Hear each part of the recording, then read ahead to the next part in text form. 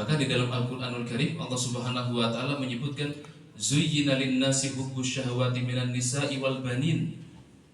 Telah dijadikan indah, telah dijadikan kecintaan untuk manusia terhadap wanita-wanita, terhadap istri-istrinya, wal banin, dan terhadap anak-anaknya. Jadi perhiasan bagi orang tua itu adalah anak-anak. Allah juga mengatakan al-malu wal banuna zinatul hayatid dunya. Harta dan anak-anak itu adalah perhiasan dunia ini. Oleh karena jemaah yang Allah Ta'ala muliakan, karena anak itu adalah perhiasan kita, anak itu adalah buah hati kita, maka kita wajib untuk memberikan pendidikan yang terbaik untuk anak-anak kita. Apalagi anak yang kita punya itu merupakan aset yang luar biasa berharganya untuk kita, baik itu di dunia maupun di akhirat. Anak-anak kita, Bapak Ibu, itu aset terbaik, baik ketika kita masih hidup ataupun ketika kita sudah meninggal. Orang tua yang dia memiliki anak yang soleh-solehah, anak-anak yang baik, ketika di dunia, maka anak ini akan menjadi hiburan untuk dirinya. Anak ini akan menjadi penyejuk untuk hatinya.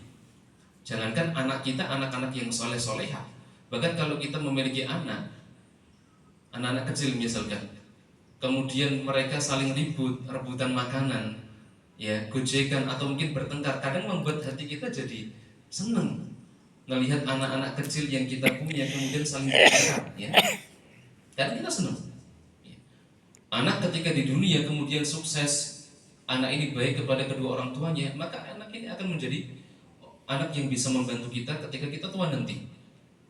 Mungkin kita nanti akan diumrohkan, mungkin kita akan dihajikan, kita akan dirawat dengan cara yang baik, ya. Ini kalau kita punya anak yang soleh di dunia, dia akan menjadi aset yang berharga untuk kita.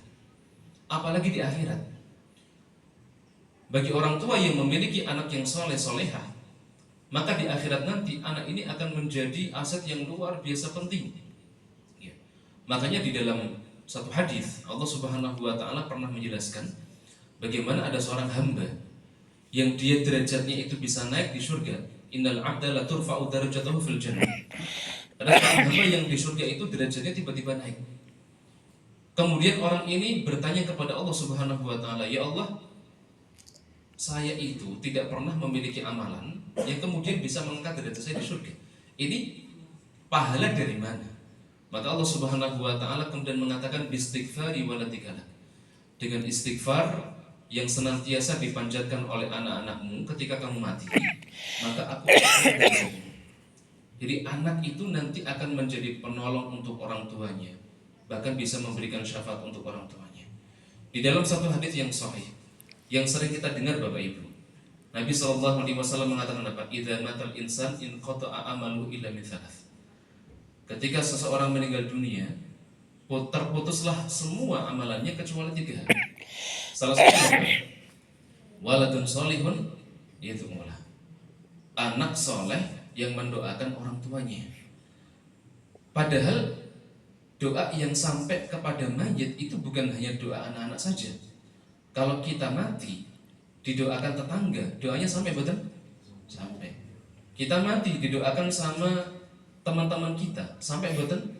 Sampai. Didoakan Pak Adik Bude kita, sampai betul? Sampai. Tapi kenapa Allah Subhanahu wa taala? Tapi kenapa Rasulullah SAW dalam hadis ini Rasul mengatakan waladun sholihun yad'ulah. Anak soleh yang mendoakan kedua orang tuanya, bukan teman soleh yang mendoakan temannya yang sudah meninggal. Kenapa?